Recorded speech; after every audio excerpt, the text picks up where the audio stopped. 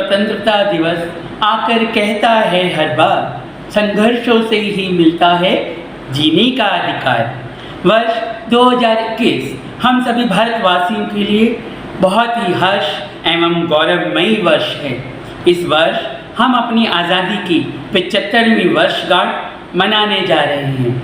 आज हम सब अपनी आज़ादी, उन्नति, सांस्कृतिक एवं विकास के स्वर्णिम 75 वर्षों की यात्रा के भागीदार बनेंगे। तो आइए हम सब मिलकर मनाते हैं आज़ादी का अमृत महोत्सव। सबसे पहले मैं आप सभी का विद्यालय परिवार की ओर से हार्दिक अभिनंदन करते हुए निवेदन करना चाहूँगा विद्यालय अध्यक्ष श्री चंद्रभान जी गर्ग एवं विद्यालय प्रधानाचार्य जी से कि वे आज के हमारे कार्यक्रम के मुख्य अतिथि श्री BM तिवारी, प्रशासनिक अधिकारी पंडित दीनदयाल उपाध्याय राष्ट्रीय शारीरिक दिव्यांगजन संस्थान, सामाजिक न्याय एवं अधिकारिता मंत्रालय, भारत सरकार के सानिध्य में कार्यक्रम का शुभारंभ ध्वजारोहण के साथ करें। आप सभी से अनुरोध है, कृपया राष्ट्रीय ध्वज के सम्मान में आप सभी अपने स्थान पर खड़े हो जाएं।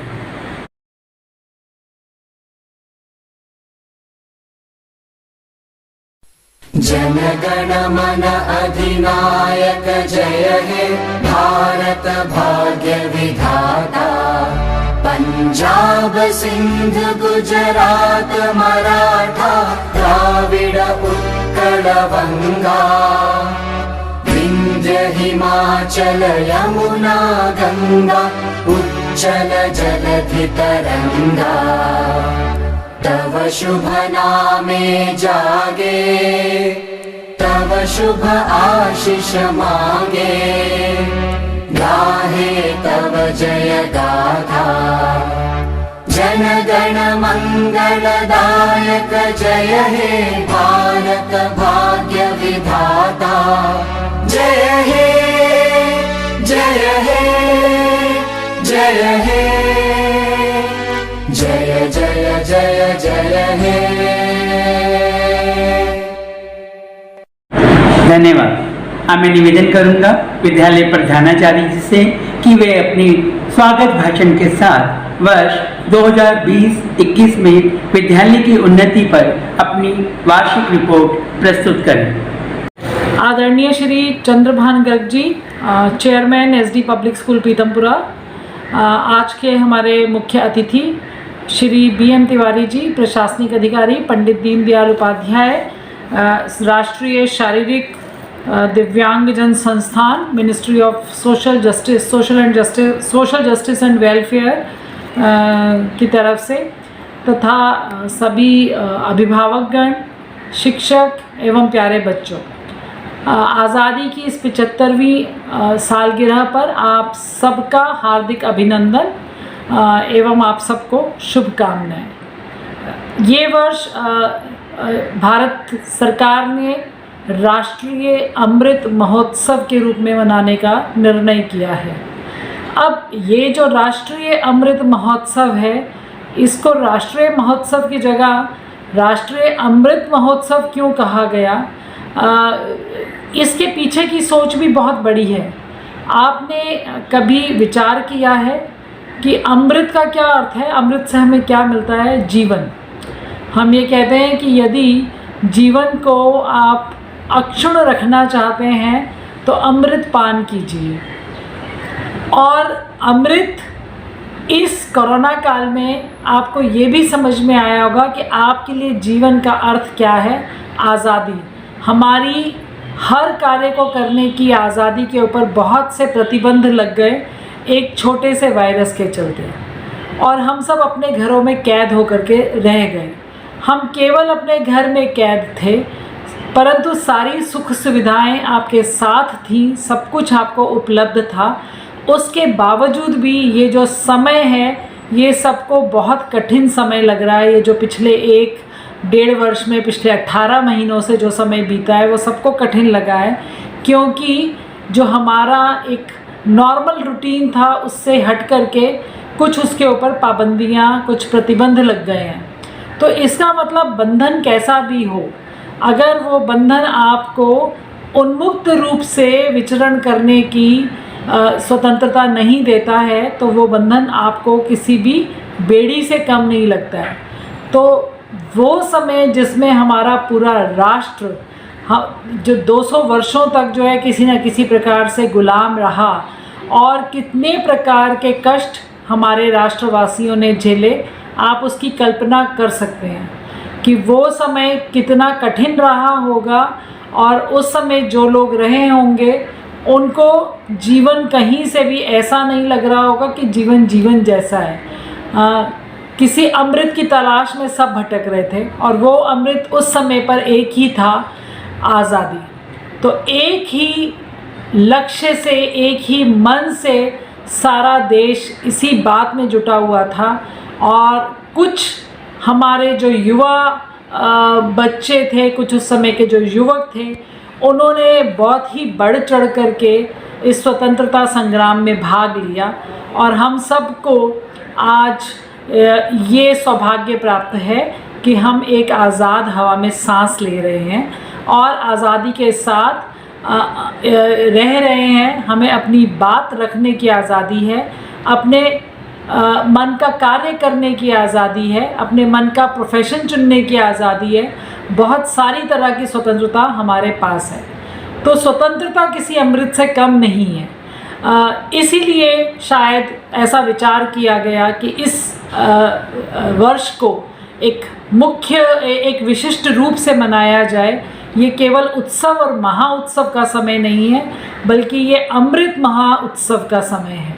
तो मैं समझती हूँ कि आप इस साल ये सीखेंगे कि कैसे अपनी आज़ादी का आदर किया जाए और उस आदर को करते हुए आपकी क्या रिस्पॉन्सिबिलिटीज़ हैं, आपका क्या कर्तव्य है, अपने साथ दूसरे का भी ध्यान रखने का, दूसरे की आज़ादी का भी ख्याल रखने का, ये भाव आप अपने मन में लेकर आएंगे।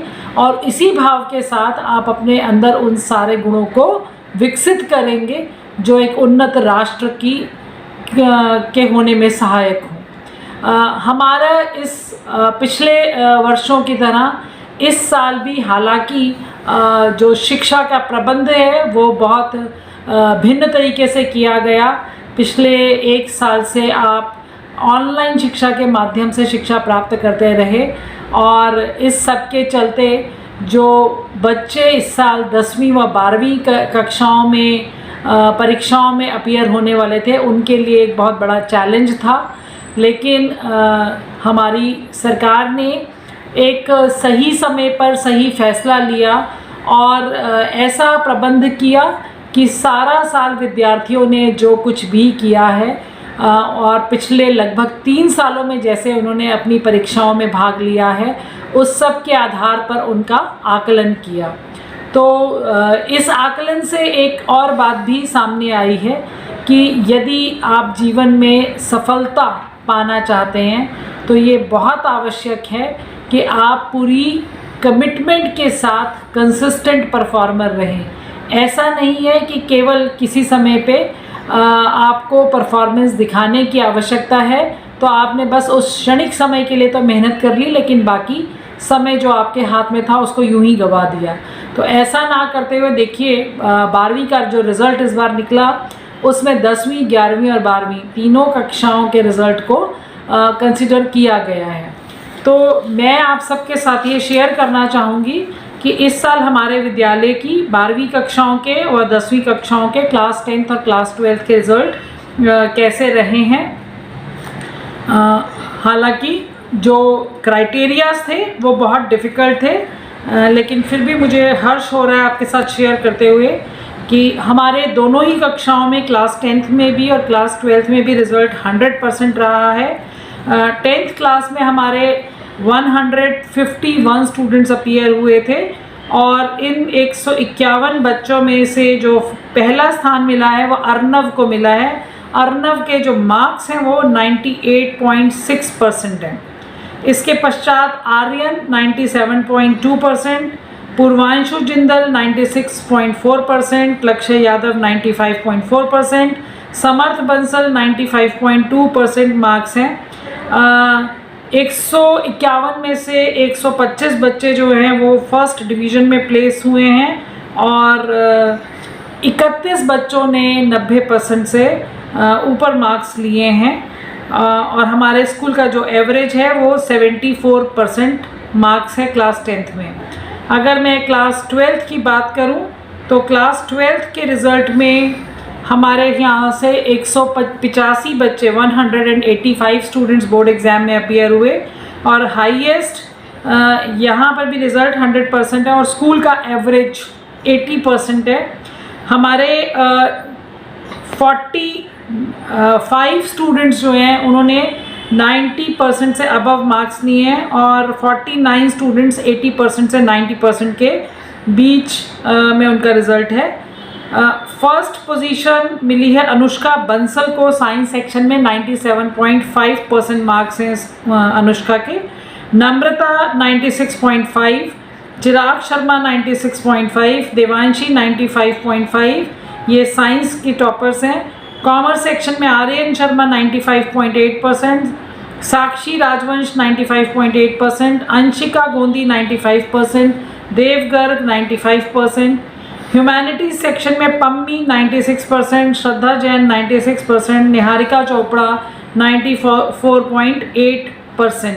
तो सभी बच्चों का जो प्रदर्शन है वो बहुत अच्छा रहा है और 12th क्लास में अच्छे प्रदर्शन का मतलब ये है कि ये बच्चे पिछले 3 साल से जो है इतना ही अच्छा प्रदर्शन कर रहे हैं। इसके अलावा जैसे कि कहा जाता है कि चुनौती को अवसर में बदलना ही जो है वो शिक्षा का मुख्य उद्देश्य है। अगर आप सच में शिक्षित हैं तो ये कला आपको आनी ही चाहिए। तो हमारे विद्यार्थियों ने मुझे लगता है कि इस चुनौती का, इस कोरोना चुनौती को पूरा जो है ये कोशिश की है कि उसको अवसर में बदला जाए और मुझे आप सबके साथ में ये साझा करते हुए खुशी हो रही है कि हमारे लगभग 17 बच्चों ने एशिया बुक ऑफ रिकॉर्ड में रिकॉर्ड बनाए हैं योगा के अपने विभिन्न प्रदर्शनों के माध्यम से। इन बच्चों के नाम मैं आपके साथ शेयर करना चाहूँगी। अफीफ़ा, मुस्कान, राधा, वैष्णवी कुमारी, वैष्णवी तिवारी, ऋषिका, नीति मित्तल, सोनल यादव, अनुष्का बंसल, अमूल्या, दृष्णा रॉय, महक, भव्या, वृद्धि, इन सभी बच्चों ने एशिया बुक ऑफ रिकॉर्ड में अपना नाम दर्ज कराया है और इसके अलावा भव्या ने तो वर्ल्ड बुक ऑफ रिकॉर्ड्स में भी अपना नाम दर्ज कराया है। तो ये एक बहुत ही खुशी की बात है। और इस लॉकडाउन के दौरान हमारे विद्यार्थियों ने ना केवल स्वयं योग ना केवल स्वयं जो है वो योग का अभ्यास किया है अपितु उन्होंने आम जनता को भी, भारतीय जनमानस को भी इस बात के लिए प्रेरित किया कि वो कैसे योगा अभ्यास के माध्यम से अपने आप को फिट रख सकते हैं और स्वस्थ रख सकते हैं, जिससे कि उनके ऊपर इस बीमारी का कोई विशेष असर उनके स्वास्थ्य पे ना पड़े। तो ऐसे बच्चों के नाम मैं आपके साथ में शेयर कर रही हूँ जिन्होंने अपने घर के आसपास, अपने परिवार में तो सबको शिक्षित किया ही, लेकिन इसके साथ साथ उन्होंने एवरेस्ट इंस्टीट्यूट के माध्यम से ऑनलाइन योगा की क्लासेस लेकर के एक बार में 25-25 हज़ार लोगों को शिक्षित किया। इन बच्चों के नाम हैं ज्योति लोडी, मुस्कान, अनुष्का अग्रवाल, सोनल यादव एवं सृष्टि। अनुष्का अग्रवाल को ये ब्रेवरी अवार्ड इसलिए दिया जा रहा है कि एक दोपहर जब ये अपने घर से निकली और ये कहीं जा रही थी तो इन्होंने देखा कि रास्ते में एक मिडिल एजेड व्यक्ति जो हैं वो अनकॉन्शियस पड़े हुए हैं और इन्होंने उनकी सहायता करी, उनको होश में लाने का प्रयत्न किया और उनके लिए एम्बुलेंस अरेंज करी और उनको होश आने पर पता चला कि कोई उनको लूट करके और वहाँ पर धक्का दे करके सड़क के ऊपर छोड़ करके चला गया था। तो इन्होंने पूरा प्रयत्न किया उस भरी दोपहरी में जब कहीं वहाँ पर और कोई वाहन नज़र नहीं आ रहा था। इस बच्ची ने अकेले ही इस बात की रिस्पॉन्सिबिलिटी ली, जिम्मेदारी ली कि प्रॉपर एम्बुलेंस का अरेंजमेंट करके उनको गवर्नमेंट हॉस्पिटल में भर्ती कराया। तो उनकी इस हिम्मत के लिए, अदरवाइज़ ज़्यादातर हम लोग जब ये देखते हैं कि कोई मुसीबत में है तो सहायता करने की बजाय उसको बीच रास्ते में छोड़ करके ही चले जाते हैं, लेकिन इस बच्ची ने अपने कर्तव्य का पूर्ण रूप से पालन किया इसके लिए अनुष्का, हमें आप पर गर्व है और हम आपको संपूर्ण SD परिवार की ओर से बधाई देते हैं एवं शुभकामना देते हैं और ऐसी आशा रखते हैं कि आपका ये जो साहसपूर्ण कार्य है ये बाकी सभी विद्यार्थियों के लिए भी प्रेरणा का स्रोत बनेगा। हमारे बच्चे ना केवल योगाभ्यास में या और गतिविधियों में अच्छा करते हैं, वे इनोवेटिव, आज हमारी सरकार बार बार इस बात के ऊपर जोर देती है कि हमें भारत को आत्मनिर्भर बनाना है और इस आत्मनिर्भर भारत को बनाने के लिए हमें ना केवल कौशल भारत की आवश्यकता है, हमें हमारे बच्चे ऐसे होने चाहिए जो कि समाज में जो प्रॉब्लम्स हैं उसको देखते हुए उसके कुछ इनोवेटिव सॉल्यूशंस ढूंढ सके। तो इसी के चलते हमने एक संस्था है यूएबल ने एक कंपटीशन अरेंज किया जिसमें इनोवेटिव आइडियाज़ मांगे गए थे और ये कंपटीशन जो है विश्व स्तर पर था। इसमें से हमारे 20 विद्यार्थियों के इनोवेटिव आइडियाज़ को उन्होंने रिकॉग्नाइज़ किया, लेकिन वो जो 20 विद्यार्थी थे वो फर्दर कंपटीशन में जब उन्होंने नेशनल लेवल पर पार्टिसिपेट किया तो हमारी 2 विद्यार्थी याशिका जिंदल और जयती, इनके बनाए हुए प्रोजेक्ट्स को नेशनल लेवल पर रिकॉग्निशन मिली और साथ ही साथ इनको $150 का प्राइज़ भी मिला। और इसके आगे यशिका जिंदल का जो प्रोजेक्ट था उनको गूगल के डायरेक्टर श्री राहुल जिंदल के साथ में काम करने का मौका मिला और उन्होंने उनके मार्गदर्शन में अपना प्रोजेक्ट रिपोर्ट तैयार की और उस प्रोजेक्ट को उनको अंतर्राष्ट्रीय प्लेटफॉर्म के ऊपर प्रस्तुत करने का मौका मिला। ये एक बहुत बड़ी उपलब्धि स्कूल के लिए रही और इसी उपलब्धि के चलते यूएबल के साथ अब विद्यालय ने ऐसा प्रयत्न किया है कि हमारे लगभग 250 बच्चों को उनके एक ऐप के साथ में रजिस्टर कराया है, जहां पर उनको बिल्कुल बिना कुछ पैसा खर्च करे हुए लेकिन अपना समय ज़रूर खर्च करना पड़ेगा। उन्हें हमेशा जो प्रतिष्ठित व्यक्ति हैं जो अच्छे डिफरेंट प्रोफेशंस में अच्छे पदों पर जो आसीन हैं उनसे रेगुलर करियर काउंसलिंग मिलती रहेगी और प्रोजेक्ट के लिए उनकी मेंटरशिप भी उनको उपलब्ध रहेगी। और बहुत सारे बच्चे, अभी मेरे पास कल ही ये रिपोर्ट आई है कि वहाँ पर भी बच्चों ने जो अपने इनोवेटिव आइडियाज़ दिए हैं तो उसमें से हमारे 2 बच्चों को फिर से नेशनल लेवल पर रिकॉग्नाइज़ किया है और 3 बच्चों को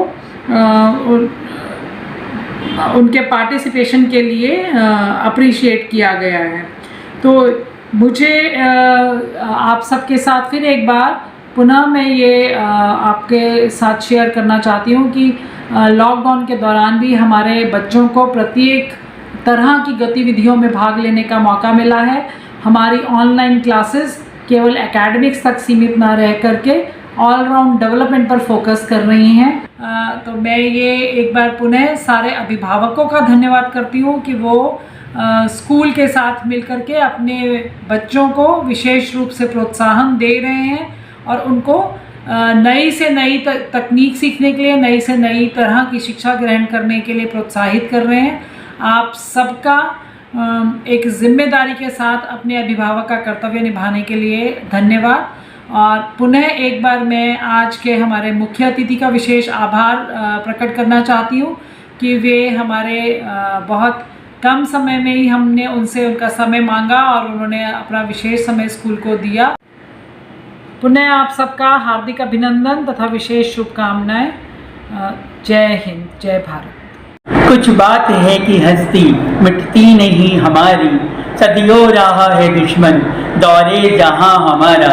यूनान मिस्र रोमा मिट गए जहां से, बस एक बात ही बचा है नामो निशा हमारा।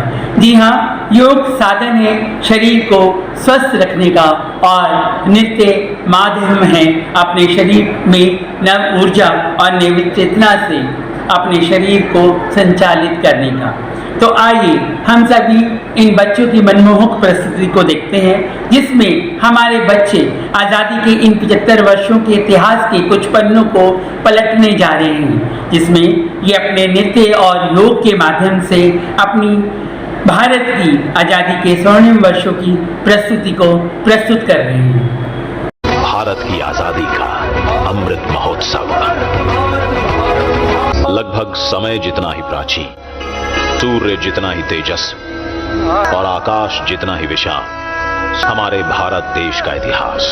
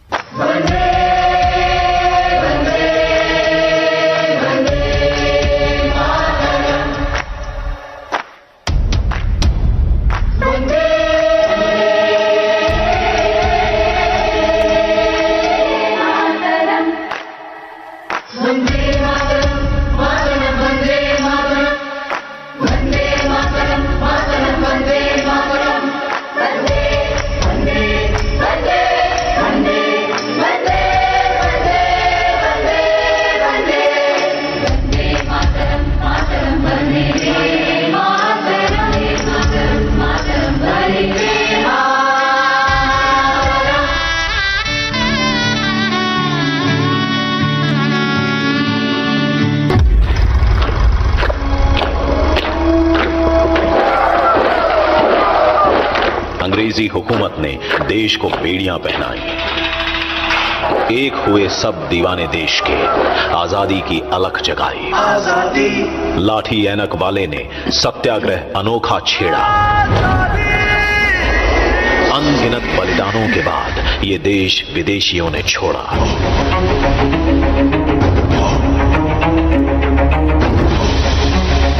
लौह पुरुष ने लोहे सा अखंड बनाया भारत। आजादी की नींव पर खड़ी हुई ये भव्य इमारत। तभी आजादी ने कहा, मैं मंजिल नहीं राह हूं, अभी तो मैं शुरुआत हूं। वंदे मातरम, वंदे मातरम, वंदे मातरम, वंदे मातरम। आओ बच्चों तुम्हें दिखाए झांकी हिंदुस्तान की, इस मिट्टी से तिलक करो ये धरती है बलिदान की। आओ बच्चों तुम्हें दिखाए झांकी हिंदुस्तान की, इस मिट्टी से तिलक करो ये धरती है बलिदान की। वंदे मातरम, वंदे मातरम, वंदे मातरम, वंदे मातरम। उत्तर में रखवाली करता पर्वत राज विराट है, दक्षिण में चरणों को धोता सागर का सम्राट है। और जमुना जी के तट को देखो, गंगा का ये घाट है। हाथ हाथ में यहाँ निराला घाट है। देखो ये, अरे देखो ये तस्वीरें अपने गौरव की, अभिमान की, इस मिट्टी से तिलक करो ये धरती है बलिदान की। वंदे मातरम, वंदे मातरम।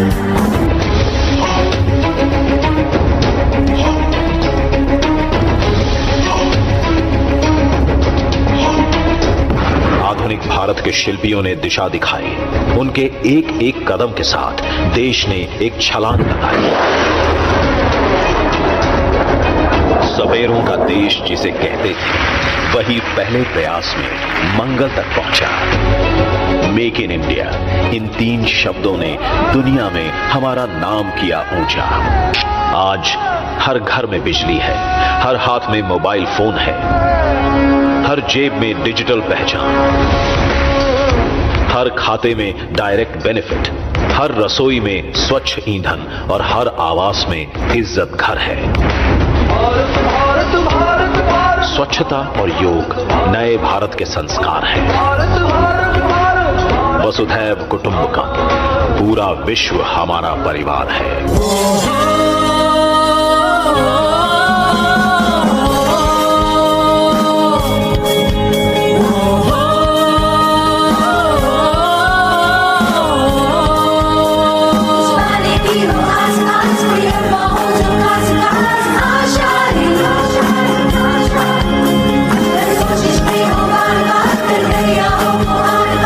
आशा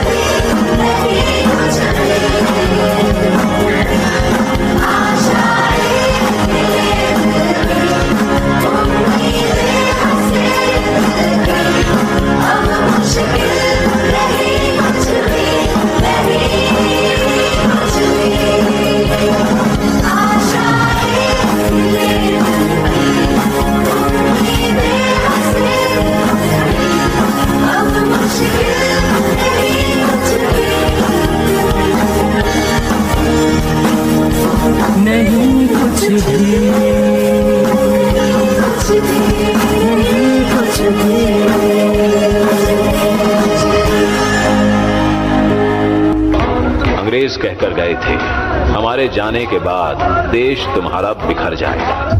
नहीं सोचा था उन्होंने कि भारत विश्व के सबसे विशाल लोकतंत्र के रूप में निखर जाएगा।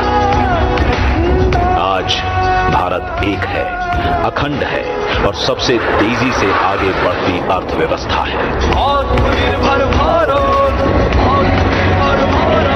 आइए मनाते हैं स्वतंत्रता, एकता, विकास और लोकतंत्र के 75 साल। आइए मनाते हैं भारत की आजादी का अमृत महोत्सव।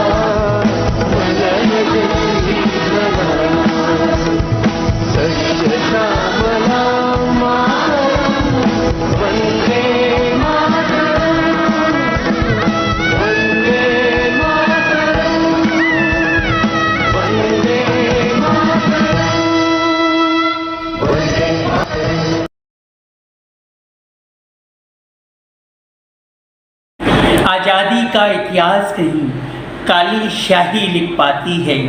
इसे लिखने के लिए खून की नदी बहाई जाती है। आज़ादी का संग्राम नहीं पैसे पर खेला जाता है। ये शीश कटाने का सौदा नंगे सिर झेला जाता है। जी हाँ, आज हम आज़ादी की खुली हवा में सांस ले रहे हैं और यह आज़ादी हमें कितने संघर्षों एवं वीरों के बलिदानों के बाद मिली है, इसका अंदाज़ा लगाना हम सबके लिए बहुत ही मुश्किल है। तो क्यों ना हम उन सब आज़ादी के मतवालों की बात करें जिनके अदम्य साहस और बलिदानों की छत्र छाया में हम आज़ादी की सांस ले रहे हैं। प्रस्तुत है विद्यालय के कक्षा 9वीं के छात्र एवं छात्राओं द्वारा यह नाटिका आज़ादी के मतवाले।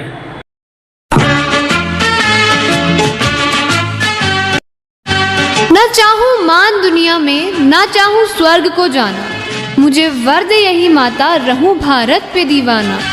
करूं मैं कौम की सेवा, पड़े चाहे करोड़ों दुख, अगर फिर जन्म लूं आकर तो भारत में ही हो आना। यह कविता नहीं, यह हौसला है। यह पंक्तियां नहीं, यह जलजला है। वह जलजला जिसने अंग्रेजी हुकूमत के पांव तले जमीन खिसका दी। यह किस्सा है अमर शहीद पंडित राम प्रसाद बिस्मिल और अशफाक उल्लाह खां वारसी। बिस्मिल जी का जीवन आराम से चल रहा था, पर देश के हालात उन्हें परेशान करने लगे।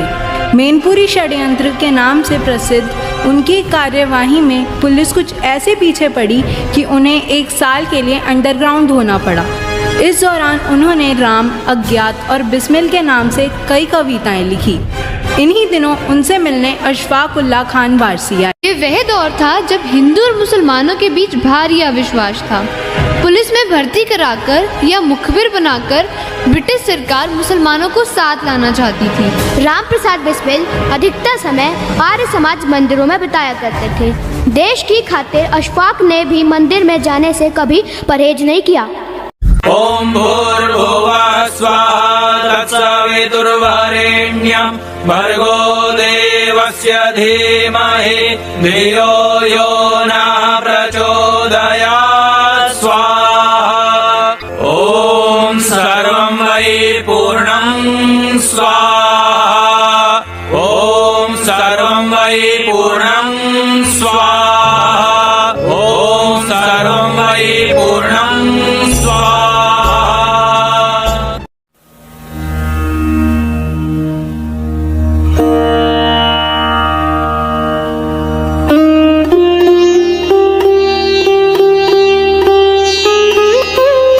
महात्मा गांधी पूर्ण स्वराज के प्रस्ताव के खिलाफ थे, लेकिन युवाओं के आक्रोश के कारण उन्हें हार माननी पड़ी। असहयोग आंदोलन में हालांकि युवाओं ने गांधी जी का बढ़ चढ़कर साथ दिया था, लेकिन चौरी चौरा कांड के बाद अचानक इसे ख़त्म करने के फैसले ने कांग्रेस को नरम दल और गरम दल के दो भागों में बांट दिया। नरम दल की ओर पढ़े लिखे रईस गए और गरम दल के नेता पंडित राम प्रसाद बिस्मिल बने। क्रांतिकारी आंदोलन से जुड़ने कई युवा घर से निकल तो आए, लेकिन धन की कमी ऐसी थी कि कई महीने उन्हें बस दिन में एक वक्त खाने को चना ही नसीब होता था। अपना गुजर तो खैर पेट काट कर लेते, लेकिन क्रांति का पेट कैसे भरते? इसके लिए तो चाहिए थे हथियार, और हथियार के लिए चाहिए था धन। लोग क्रांतिकारियों की मदद करने से हिचकते थे। जो भी सहानुभूति थी वह सब दबी छुपी हुई थी। धन की पूर्ति के लिए कई जगह पर डाका डाला गया, लेकिन एक तो कोई बड़ी रकम हाथ नहीं आ रही थी, दूसरा यह डर कि लूटपाट से लोगों के दिलों में क्रांतिकारियों के लिए नफरत न भर जाए।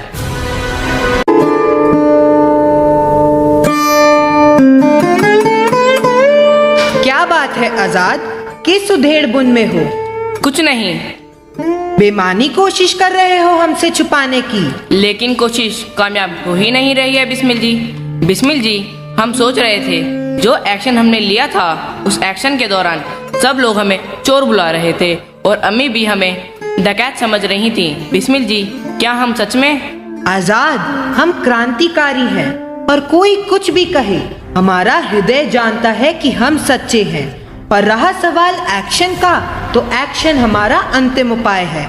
पर हम भी केवल उन लोगों को लूटते हैं जो अंग्रेजों के साथ मिलकर हमारे देश और देशवासियों को लूट रहे हैं, जिन लोगों की साठगांठ है अंग्रेजों की सरकार के साथ।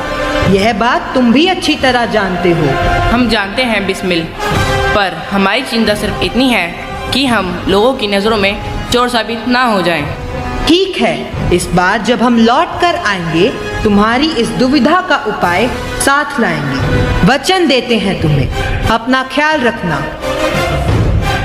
एक बार राम प्रसाद बिस्मिल ट्रेन से सफ़र कर रहे थे। ट्रेन में उन्होंने एक संदूक देखा। जानकारी हासिल करने पर पता चला कि यह सरकारी खजाना है।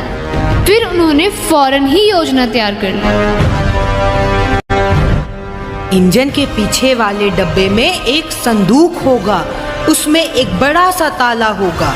उस संदूक में होती है सरकारी पूंजी। पर ऐसा कैसे करेंगे? ट्रेन में तो कड़ी सुरक्षा होती है। दरअसल अंग्रेजों को ऐसी कोई उम्मीद ही नहीं होगी कि कोई ऐसी हिमाकत भी कर सकता है, इसलिए उस ट्रेन के इर्द गिर्द सिर्फ एक ही ड्राइवर होता है। बड़ी बेचैनी हो रही है, अब कुछ एक्शन चाहिए। अब आप ही बताइए हमें क्या करना होगा। हाँ, बताता हूँ। 10 लोगों को इकट्ठा करो। हम किसी छोटे स्टेशन के तार घर पर इंतजार करेंगे। हथियार सबके पास है, लेकिन इस्तेमाल कोई नहीं करेगा। मैं नहीं चाहता कि कोई खून खराबा हो। हमारी लड़ाई सिर्फ अंग्रेजी हुकूमत से है। हम यह डाका परसों ही डालेंगे। तो चलिए, हमारा कार्यक्रम तय रहा।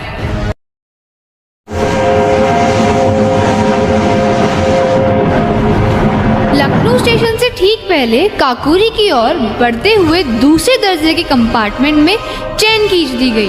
कुछ सेकंड बाद वीराने में गाड़ी रुक गई। सभी क्रांतिकारी उतरकर गार्ड के डब्बे के पास पहुंच गए। मुसाफिरों से कह दिया गया सभी गाड़ी में चढ़ जाएं और गाड़ी के गार्ड को जमीन पर लेट जाने के लिए कहा गया।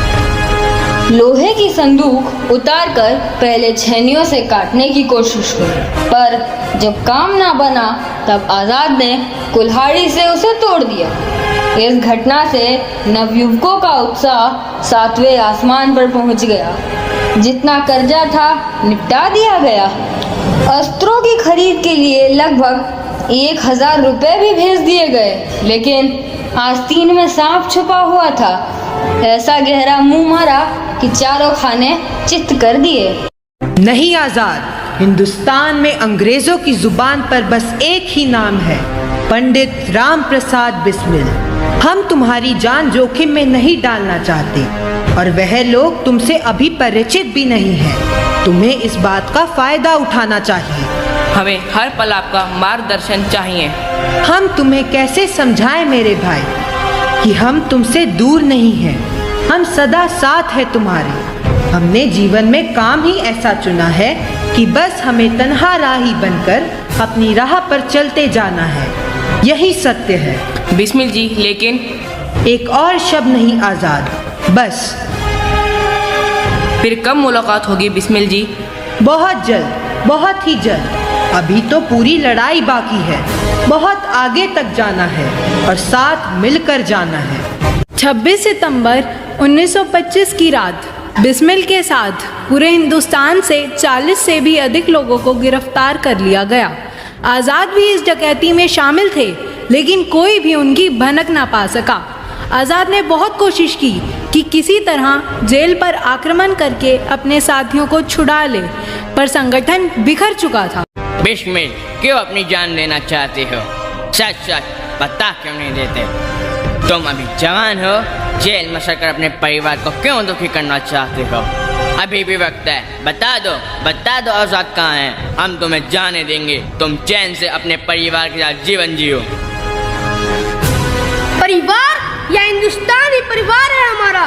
बहुत ही जल्द टूटेगी गुलामी की जंजीरें। किसी दिन देखना आजाद यह हिंदुस्तान होगा। भारत माता की जय, भारत माता की जय, भारत माता की जय, भारत माता की जय। सरफरोशी की तमन्ना अब हमारे दिल में है, देखना है जोर कितना बाजुए कातिल में है। देखना है जोर कितना बाजुए कातिल में है, देखना है जोर कितना बाजुए कातिल में है। 22 अगस्त 1927 को यह फैसला सुनाया गया। राम प्रसाद बिस्मिल, राजेंद्र नाथ लाहिरी, अशफाक उल्लाह खान और ठाकुर रोशन सिंह को फांसी का हुक्म दिया गया। इतनी कोशिशों और इतने लंबे मुकदमों के बावजूद इस बेतुके से फैसले से समूचे देश में सनसनी थी। फांसी की तिथि 19 दिसंबर 1927 मुकर्रर कर दी गई। आज 16 दिसंबर है। 3 दिन बाद सुबह 6 बजे इस शरीर को फांसी पर लटका दिया जाएगा। अपने लिए मेरा यह दृढ़ निश्चय है कि मैं शीघ्र ही फिर भारत में जन्म लूंगा।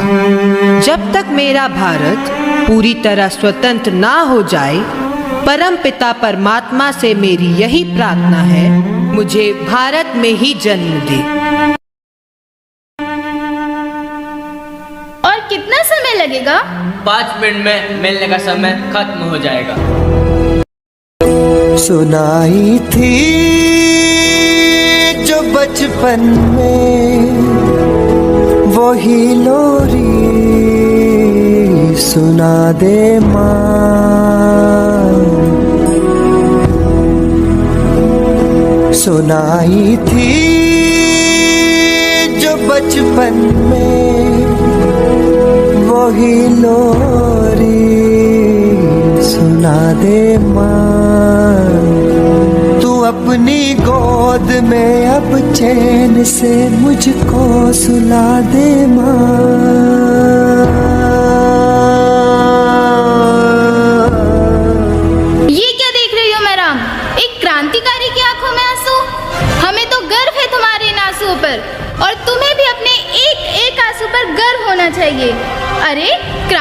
का जीवन तो सौभाग्य से मिलता है, हर किसी के नसीब में नहीं होता। और अगर किस्मत में यही खेल लिखा है तो तुम्हें इस खेल को जीत कर दिखाना होगा। चलिए चलिए, मिलने का समय खत्म हो चुका है। चलिए चाची, समय हो गया।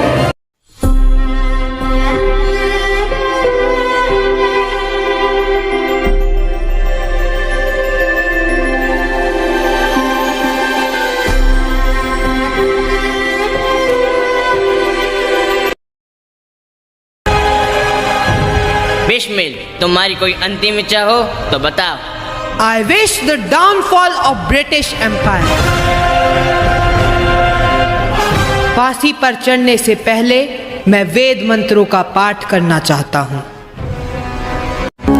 ओम पूर्णमदः पूर्णमिदं पूर्णात् पूर्णमुदच्यते पूर्णस्य पूर्णमादाय पूर्णमेवावशिष्यते। कसम तुमको वतन वालों, कभी मायूस मत होना।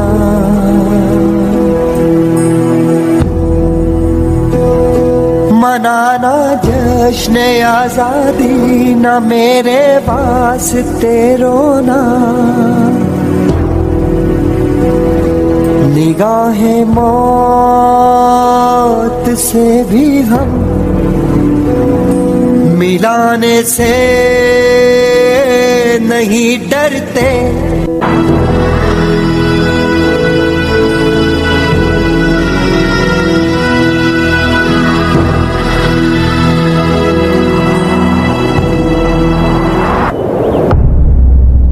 दूर रह पाए जो हमसे, दम कहाँ मंजिल में है। देखना है जोर कितना बाजू में कातिल में है। वक्त आने पे बता देंगे तुझे आसमां, क्या बताए हम जुनूने। मालिक तेरी रजा रहे या तू ही तू रहे, न मैं रहूं न कोई मेरी आरज़ू रहे। जब तक कि तन में जान रगों में लहू रहे, तेरा ही जिक्र और तेरी ही जुस्तजू रहे।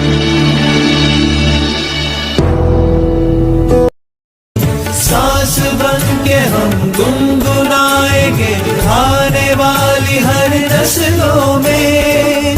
आने वाली नस्लों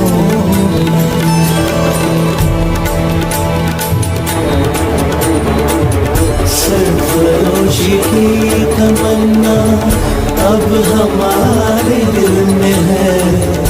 देखना है जोर कितना बाजुए कातिल में है। वक्त आने पे बता देंगे तुझे आसमां, क्या बताए हम जुनूने। शौक किस मंजिल में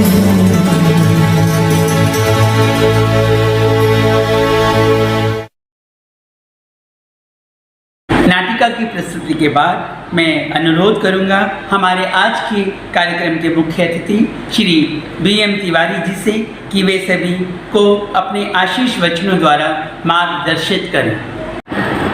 आदरणीय गर्ग साहब, अध्यक्ष एवं आदरणीय श्रीमती अनीता शर्मा जी, प्रधानाचार्य, सनातन धर्म पब्लिक स्कूल, आज के स्वतंत्रता दिवस के 75वें शुभ अवसर पर आप सभी को बधाई। विद्यालय के समस्त छात्र छात्राओं, अभिभावकों, समस्त युवा वर्ग को बधाई। सर्वप्रथम प्रधानाचार्य महोदय का हृदय से आभार। इस विशेष अवसर पर विद्यालय के छात्र छात्राओं को संबोधित करने हेतु हमें आमंत्रित किया। परम सौभाग्य का विषय है। छात्र छात्राओं को प्रेरित करने का मेरा सदैव संकल्प रहा है, क्योंकि अपने करियर के प्रारंभ में मैंने भी अध्यापन कार्य से ही अपने करियर का प्रारंभ किया। छात्र छात्राओं को मैं पढ़ाता था, ऐसी कुछ स्थितियाँ थी। तो ये एक जुड़ाव विद्यालय के छात्र छात्राओं के साथ, ये जुड़ाव मेरा प्रारंभ से है और इस शुभ अवसर पर मुझे बड़ी प्रसन्नता हो रही है। मेरा हृदय से आभार प्रधानाचार्य महोदया का। सभी को ये ज्ञात है कि भारत सरकार ने इस वर्ष के इस उत्सव को आज़ादी का अमृत महोत्सव नाम दिया है। वैसे तो ये राष्ट्रीय उत्सव प्रतिवर्ष मनाया जाता है, लेकिन 75वां वर्षगांठ होने के कारण जो आज़ादी के अमृत उत्सव का नाम दिया गया, जो संज्ञा दी गई, उसको विशेष रूप से आयोजित करने के लिए भारत सरकार ने अनेकों प्रयास किए हैं, अनेक स्तर पर प्रयास किए हैं। विभिन्न प्रकार के आयोजन जनपद स्तर पर, विभिन्न छोटी इकाइयों के स्तर पर किए जा रहे हैं, जिससे कि सभी लोगों में प्रेरणा का संचार हो और स्वतंत्रता का वास्तविक संदर्भ, वास्तविक अर्थ वो समझ सकें और अपने जीवन में उसका उपयोग कर उसको क्रियान्वित कर सकें। छात्रों, हम प्रतिवर्ष स्वतंत्रता दिवस विद्यालय में आयोजित होते देखते हैं, उसमें सहभागिता करते हैं। माता पिता भी हमारे इस विषय पर चर्चा करते हमारे द्वारा सुने जा सकते हैं, पर वास्तविक अर्थ में स्वतंत्रता का वास्तविक अर्थ है क्या और आवश्यकता क्या है कि हमें प्रतिवर्ष इस राष्ट्रीय पर्व को आयोजित करने, इसे मनाने की आवश्यकता महसूस हुई। इसका जो मूल उद्देश्य रहा होगा, जो मेरी दृष्टि में है, वो ये है कि जब भारत परतंत्र था, भारतवर्ष परतंत्र था, तो हमें अपने ही राष्ट्र में खुलकर सांस लेने की आज़ादी नहीं थी, अपने विचारों को व्यक्त करने की, अभिव्यक्त करने की स्वतंत्रता नहीं थी। बहुत सारे अवसर जो हमें जीवन में मिल सकते थे, उसका लाभ हम नहीं ले सकते थे। बहुत सारी कठिनाइयों का सामना करना पड़ता था। उन दुर्दिनों पर मैं विशेष प्रकाश नहीं डालना चाहूँगा, आप सभी उससे अवगत हैं। आवश्यकता महसूस हुई हमें इन पराधीनता की बेड़ियों को काटने की, जिसके लिए अनेक बलिदानियों ने बहुत सारे त्याग किए, अप्रतिम त्याग किए, अद्वितीय त्याग किए, जो हमारी कल्पना से भी परे है। हमारे लिए उस प्रकार के त्याग की कल्पना करना भी संभव नहीं हो सकता आधुनिक परिप्रेक्ष्य में अगर मैं देखता हूँ। फिर भी उनसे प्रेरित होकर बहुत से सदाचारी, आदर्शवादी आज भी हैं, जो हमें अपने त्याग, अपने कर्म, सद्कर्म अपना से हमें प्रेरित कर रहे हैं और जनहित के लिए, समाज कल्याण के लिए आज भी वो निष्ठापूर्वक कार्य कर रहे हैं।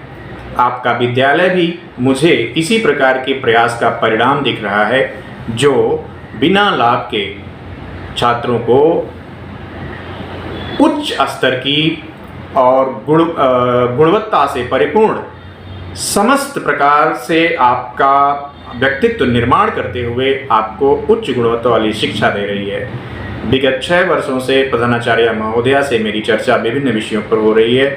इस दौरान उनके प्रति इतनी कृतज्ञता, इतना स्नेह, इतना आदर मेरे मन में उत्पन्न हुआ है। ये सब उनके व्यक्तित्व, उनके सद्गुणों का परिणाम है और वो निश्चित तौर पे उनके सद्गुण, उनके क्रियान्वयन, उनके क्रियाकलाप, विभिन्न प्रकार की गतिविधियां विद्यालय में प्रारंभ कर आप सब तक उसका लाभ पहुंचाने के लिए ये अनूठे प्रयास हैं। इसके लिए मैं प्रधानाचार्य महोदया का हृदय से आभार व्यक्त करता हूं। निश्चित तौर पर समाज हित में, राष्ट्र हित में बहुत बड़ा और महत्वपूर्ण योगदान है। इस प्रकार के योगदान निश्चित तौर पर हमारे समाज और हमारे राष्ट्र को सुदृढ़ करेंगे। छात्रों से हम अपेक्षा करते हैं, जिस पर मैंने प्रारंभ किया अपना ये विषय, कि हमें हर वर्ष इस पर्व को मनाने की आवश्यकता क्यों महसूस होती है। जिन आंदोलनकारियों ने, स्वतंत्रता सेनानियों ने राष्ट्र को स्वाधीन कराने के लिए अप्रतिम बलिदान दिया, अद्वितीय बलिदान दिया, निश्चित तौर पर उन्होंने एक ऐसे भारतवर्ष का स्वप्न देखा था जहां पर समानता हो, सभी को समान सुअवसर प्राप्त हों और किसी भी प्रकार के भेदभाव ना हो, किसी प्रकार की विसंगतियां ना हो, समस्त प्रकार से राम राज्य की कल्पना की थी उन्होंने, जहाँ पे किसी भी प्रकार का दुख न व्याप्त हो, न भौतिक हो, न आत्मिक हो, किसी भी प्रकार का न हो, और समस्त प्रकार के सुख सुविधाएं अवसर सभी के लिए समान रूप से उपलब्ध हों। इसमें हम सब के लिए हम ये नहीं है कि कोई स्वतंत्रता सेनानियों ने, बलिदानियों ने जो किया उसके बाद देश स्वतंत्र हो गया और उसके बाद कुछ अन्य करने की आवश्यकता नहीं है। बहुत कुछ अभी भी आवश्यकता करने की है। हमारे स्तर पर, आपके स्तर पर, सभी के स्तर पर, युवाओं को विशेष तौर पर सदैव निरंतर योगदान करते रहने की आवश्यकता है। उसके लिए ये अपेक्षा नहीं है कि हम वैसा ही उतना बड़ा त्याग करें, उस प्रकार का ही बलिदान दें जो हमारे स्वतंत्रता सेनानियों ने दिए। निश्चित तौर पर बहुत छोटे छोटे त्याग करके, सद्गुणों को अपना करके हम राष्ट्रहित में, समाज हित में बहुत बड़े योगदान दे सकते हैं, जो बहुत प्रभावी होंगे, सकारात्मक दिशा में ले जाएंगे और भारतवर्ष को निश्चित तौर पर प्रगति के मार्ग पर सदैव अग्रसर रखेंगे।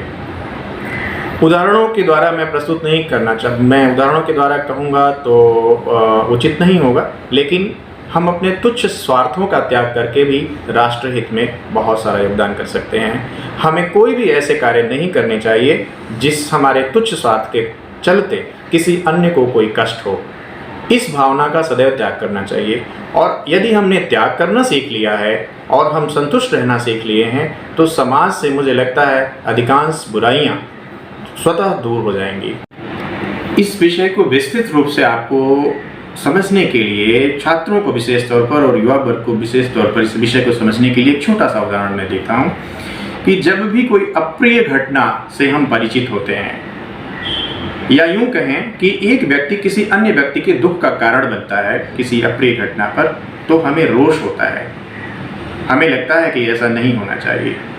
यह स्वयं इस बात को परिलक्षित करता है कि हम सभी एक दूसरे को सुखी देखना चाहते हैं, और यदि ये निश्चित तौर पर ऐसा है, और अगर हम अपने इसी गुण को सदैव अपने अंतर मनन करते रहें और ये सोचते रहें कि चाहे हमारे छोटे स्वार्थों की पूर्ति ना हो, लेकिन हमारे किसी कर्म से, हमारी किसी वाणी से, हमारे किसी आसपास रहने वाले किसी को भी, किसी प्रकार का, किसी भी जीव को, न केवल मनुष्य जाति, किसी भी जीव को किसी प्रकार का कष्ट ना हो, तो ये हम ईश्वर के दिए हुए निर्देशों का पालन करते हैं। और वास्तव में मनुष्य जन्म लेने का मेरी दृष्टि में यही अभिप्राय है, यही उद्देश्य है। हमें ऐसा ही करना चाहिए। ऐसा करके हम राष्ट्रहित में, समाज हित में, सभी के हित में कार्य करते हैं।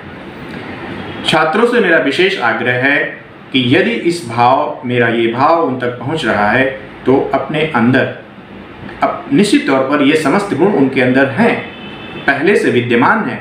माता पिता ने सभी को अच्छे संस्कार दिए हैं, लेकिन कभी कभी हम रोषवश, भावावेश में अपराध कर बैठते हैं, छोटी मोटी भूल कर बैठते हैं। लेकिन यदि हम निरंतर इन भावों का पर विचार करते रहें और अपने अंदर इन विचारों को बारंबार अगर हम संप्रेषित करते रहें तो हमारे अंदर सद्गुणों का विकास होगा और हमसे भूल कर भी कोई त्रुटि नहीं होगी। हम हर क्षेत्र में गुणवत्तापूर्ण उत्पादन में सहयोग करेंगे, समाज हित में सहयोग करेंगे, राष्ट्र हित में सहयोग करेंगे। विद्यालय के शिक्षक वर्ग को मैं अभी तक अपने इस उद्बोधन में सम्मिलित नहीं कर सका हूँ। उनसे मेरा विनम्र आग्रह है कि छात्रों का जिस प्रकार वो मार्गदर्शन कर रहे हैं, आप सबके द्वारा बनाई गई एक नाटिका शॉर्ट वीडियो क्लिप मैंने देखा, उसमें इतनी उत्तम प्रस्तुति की गई है, बच्चों द्वारा प्रस्तुति की गई है। निश्चित तौर पर अध्यापकों के जो टीम्स शामिल है उसने उनका बहुत अच्छा मार्गदर्शन किया है। हर क्षेत्र में अध्यापक जो गुरु हैं उनका मार्गदर्शन करें, बच्चों के व्यक्तित्व का निर्माण करें, और ऐसे ही निरंतर बहुत सारी उपलब्धियों के बारे में प्रधानाचार्य महोदया से मैंने सुना है, और भी उपलब्धियां ये विद्यालय प्राप्त करता रहे, छात्र उत्तरोत्तर और विद्यालय उत्तरोत्तर प्रगति करता रहे, ऐसी मेरी शुभकामना है। इस शुभ अवसर पर आप सभी को बहुत बहुत धन्यवाद। नमस्ते। बहुत बहुत धन्यवाद सर। और कार्यक्रम के अंत में मैं ये कहना चाहूँगा कि यह अंत नहीं, यह शुरुआत है। हमारी आज़ादी की 75वीं वर्षगांठ के इस अमृत महोत्सव की धारा को हम पूरे वर्ष इसी उल्लास और उत्साह के साथ मनाएंगे, ये कहते हुए कि आज़ादी की हम कभी शाम न होने देंगे, शहीदों की कुर्बानी कभी बदनाम न होने देंगे, एक बूंद भी बची हो जब तक लहू की इस देह में, भारत माँ का आंचल नीलाम न होने देंगे, भारत माँ का आंचल नीलाम न होने देंगे। जय हिंद, जय भारत, धन्यवाद।